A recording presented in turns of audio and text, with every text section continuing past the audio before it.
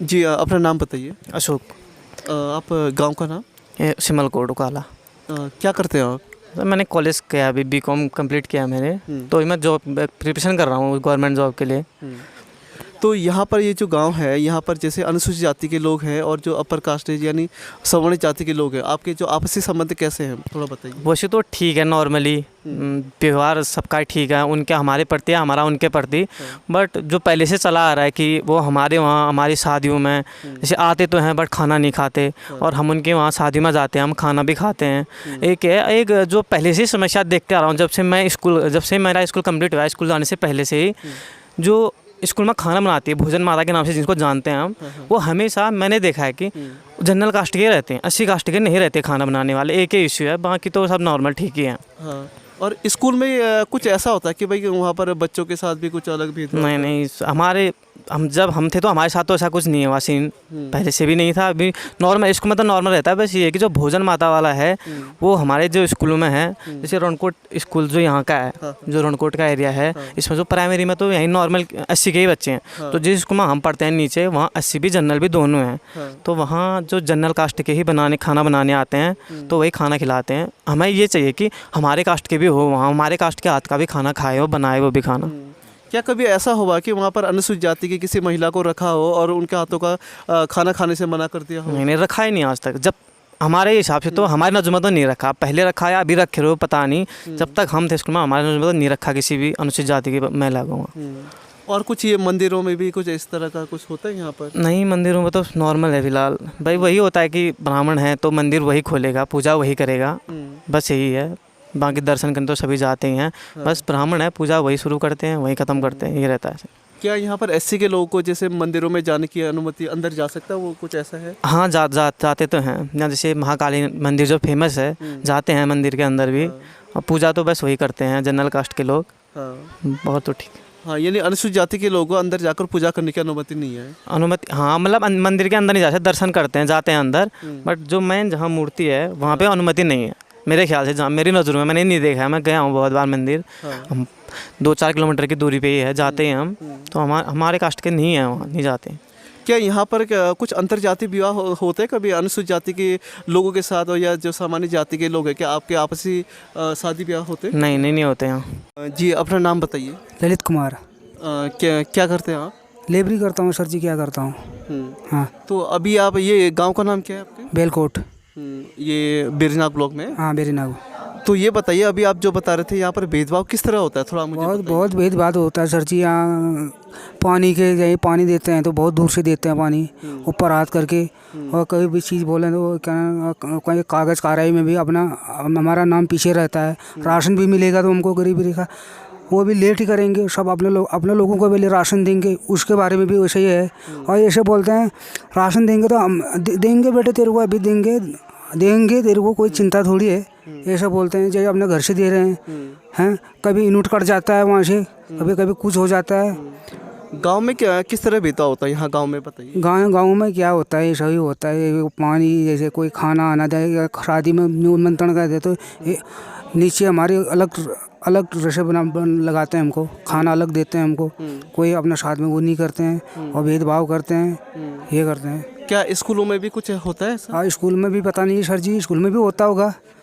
और मंदिरों में क्या होता है यहाँ पर? हाँ, मंदिरों में भी करते हैं देखभाल, दूर से अपना प्रसाद अरसाद ऐसे ऊपर हाथ करके देते हैं, ये। और मेरे को मकान की भी दिक्कत की तरह कागज़ लगा दिए, ठंडे में मकान गिरने वाला है, मकान गिरने वाला है, वो लगा रखे हैं, टीके लगा रखे हैं कितने, और गिरने वाला है मकान। इसमें क्या कर सकता हूँ सर जी, बहुत परेशानी में हूँ। मकान टूटने के लिए तैयारी है। अब गाय बच्चे दब जाएंगे तो मैं क्या करूँगा। जी अपना नाम बताइए। अजय कुमार सर। और गांव का नाम? बेलकोट। तो अभी जो ये बता रहे हैं कि भाई यहाँ पर गांव में भेदभाव हो रहा है, तो किस तरह हो रहा है, थोड़ा समझाइए, बताइए। सर भेदभाव सर होता ही सर, मतलब भेदभाव तो बहुत होता ही, मतलब सर, मतलब जैसे मतलब गांव मतलब खाने पीने, मतलब जैसे मतलब निमंत्रण जाते हो सर, भेदभाव होता है। मतलब जैसे अलग हो जाता है, मतलब निमंत्रण तो देते हैं, मतलब उसके बाद अलग हो जाता है निमंत्रण, खाना पीना, मतलब छू छान मतलब करते हैं बहुत ज़्यादा, मतलब।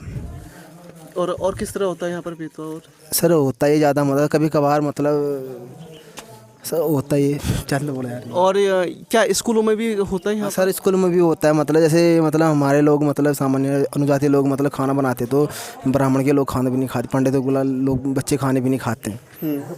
ये अभी भी चल रहा है भेदभाव? सर अभी भी ये तो गांव में भेदभाव हमेशा ही है, ज़िंदगी भर के लिए भेदभाव चलता है सर। स्कूल में कैसे हो रहा है मतलब भेदभाव, आप थोड़ा मुझे बताइए। जब हम स्कूल पढ़ते थे सर मतलब ऐसा ही भेदभाव होता था, मतलब हमारे अनुजाति मतलब भोजन माताएं मतलब वो खाना बनाते मतलब सर ब्राह्मण मतलब ये पंडितों के बच्चे मतलब ये मतलब इनके बच्चे खाना आने भी नहीं खाते, मतलब वहाँ मतलब भेदभाव करते हैं ज़्यादा, मतलब पान के वहाँ पानी आने पीते तो अलग से देते, फिर उसके बाद मतलब अलग से मतलब धोके मतलब रखना पड़ता है वहाँ।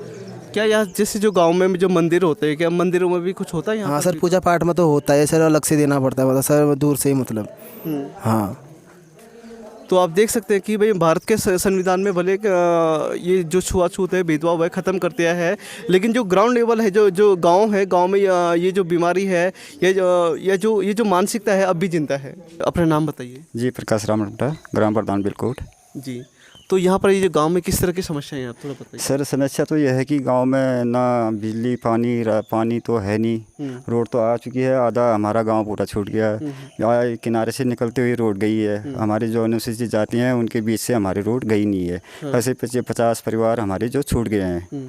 और पानी की इतनी दिक्कत है कि हम ना 1-2 किलोमीटर से दूर से जाना पड़ता है। बरसात में तो आता है वो भी बंद हो जाता है, नाले जो भी धारे हैं वो भी टूट फूट हो जाते हैं, बह जाते हैं बरसात में।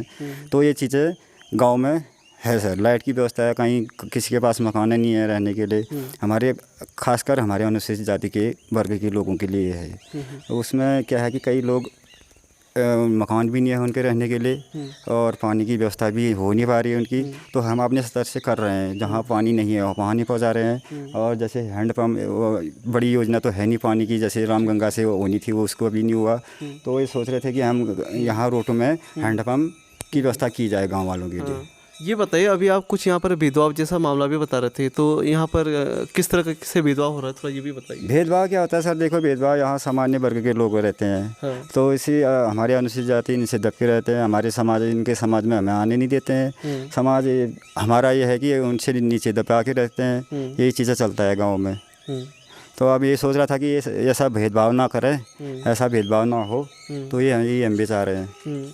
तो जैसे आप प्रधान हैं, तो प्रधान होने के नाते कभी आपने ये समस्याएं उठाने की कोशिश की, या जो डीएम है या जो संबंधित अधिकारी हैं, कभी किसी को आपने बताया कि सर बताया तो हमने ऐसा हो रहा है करके, लेकिन कोई संज्ञान में लिया नहीं उन्होंने अभी तक। तो कई बात हमने भी रखी, ऊपर ब्लॉक में भी रखी हमने अपने स्तर से। यहाँ जो भी हमारे अधिकारी लोग आते हैं गाँव में उनको भी बताया हमने, तो कहते हैं तो संज्ञान में लेंगे, अभी तक कोई बात हो ही नहीं पाई। ये समस्या कब रखी थी आपने? सर ये समस्या मैं प्रधान बनने के बाद ही रख दिया था मैंने। यहाँ जब मैं पद लेके आया था गांव में घूमा मैंने, उसके बाद भी भ्रमण किया, काफ़ी लोगों को समझा जागा मैंने क्या परेशानी है लोगों की, ये समस्या देखी। उसके बाद मैं अपने कार्यकाल में बिजी हो गया था मैं। फिर उसके बाद ही लॉकडाउन लग गया था। लॉकडाउन में हम 2 साल ही बस भाई प्रवासी लोग आ रहे हैं उनको देखभाल करो, उसी में व्यस्त कर दिया सरकार ने हमें। तो आपको क्या लगता है कि जो सरकार में बैठे जो अधिकारी हैं, क्या जैसे अभी गांव में तो भेदभाव कर रहे हैं जो उच्च जाति के लोग हैं, जो सामान्य जाति के लोग हैं, लेकिन जैसे जो पदों में बैठे जो सामान्य जाति के अधिकारी हैं, तो उनका भी रवैया कुछ इसी तरह का दिखता है आपको? देखो सर अभी हमारे साथ तो मतलब जब हम एक साथ स्टाफ में बैठते हैं उस समय तो नहीं हो सकता है, तो गाँव घरों में ही होता है ज़्यादा चीज़ें रहने के लिए, हमारे खासकर हमारे अनुसूचित जाति के वर्ग के लोगों के लिए है। उसमें क्या है कि कई लोग मकान भी नहीं है उनके रहने के लिए, और पानी की व्यवस्था भी हो नहीं पा रही है उनकी। तो हम अपने स्तर से कर रहे हैं, जहाँ पानी नहीं है वहाँ नहीं पहुँचा रहे हैं। और जैसे हैंडपम्प बड़ी योजना तो है नहीं पानी की, जैसे रामगंगा से होनी थी वो उसको अभी नहीं हुआ। तो ये सोच रहे थे कि हम यहाँ रोटों में हैंडपम्प की व्यवस्था की जाए गाँव वालों के लिए। ये बताइए, अभी आप कुछ यहाँ पर भेदभाव जैसा मामला भी बता रहे थे, तो यहाँ पर किस तरह से भेदभाव हो रहा है, थोड़ा ये भी बताइए। भेदभाव क्या होता है सर? देखो भेदभाव यहाँ सामान्य वर्ग के लोग रहते हैं, तो इसी हमारे अनुसूचित जाति इनसे दबके रहते हैं, हमारे समाज इनके समाज में हमें आने नहीं देते हैं। समाज हमारा ये है कि उनसे नीचे दबा के रहते हैं, यही चीज़ें चलता है गाँव में। तो अब ये सोच रहा था कि ये ऐसा भेदभाव ना करें, ऐसा भेदभाव ना हो, तो ये हम भी चाह रहे हैं। तो जैसे आप प्रधान हैं, तो प्रधान होने के नाते कभी आपने ये समस्याएं उठाने की कोशिश की, या जो डीएम है या जो संबंधित अधिकारी हैं, कभी किसी को आपने बताया कि सर बताया तो हमने ऐसा हो रहा है करके, लेकिन कोई संज्ञान में लिया नहीं उन्होंने अभी तक। तो कई कई बात हमने भी रखी, ऊपर ब्लॉक में भी रखी है हमने अपने स्तर से। यहाँ जो भी हमारे अधिकारी लोग आते हैं गांव में, उनको भी बताया हमने। तो कहते हैं तो संज्ञान में लेंगे, अभी तक कोई बात हो ही नहीं पाई। ये समस्या कब रखी थी आपने? सर ये समस्या मैं प्रधान बनने के बाद ही रख दिया था मैंने। यहाँ जब मैं पद लेके आया था, गांव में घूमा मैंने, उसके बाद भी भ्रमण किया, काफ़ी लोगों को समझा जागा मैंने, क्या भाई क्या परेशानी है लोगों की, ये समस्या देखी। उसके बाद मैं अपने कार्यकाल में बिजी हो गया था मैं। फिर उसके बाद ही लॉकडाउन लग गया था। लॉकडाउन में हम 2 साल ही बस भाई प्रवासी लोग आ रहे हैं, उनको देखभाल करो, उसी में व्यस्त कर दिया सरकार ने हमें। तो आपको क्या लगता है कि जो सरकार में बैठे जो अधिकारी हैं, क्या जैसे अभी गांव में तो भेदभाव कर रहे हैं जो उच्च जाति के लोग हैं, जो सामान्य जाति के लोग हैं, लेकिन जैसे जो पदों में बैठे जो सामान्य जाति के अधिकारी हैं, तो उनका भी रवैया कुछ इसी तरह का दिखता है आपको?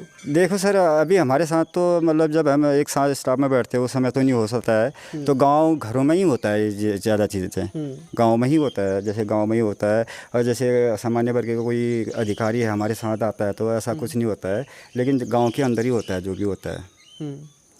तो आप देख सकते हैं कि ये अभी हमने प्रधान जी से बात की थी, और प्रधान जी का कहना है कि यहाँ पर कब से उनके साथ भेदभाव हो रहा है, उनके गांव में भेदभाव हो रहा है, और अनुसूचित जाति के लोग कितने लंबे टाइम से यहाँ पर जो अपर कास्ट के लोग हैं उनके नीचे दब के रह रहे हैं।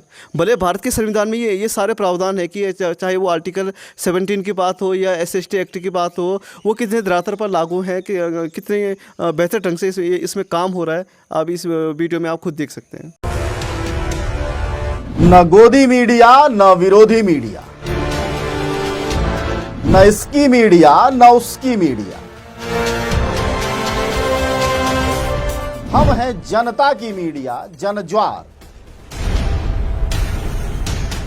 जनज्वार की हर खबर को जन जन तक पहुंचाने के लिए फेसबुक पेज को फॉलो करें, शेयर करें।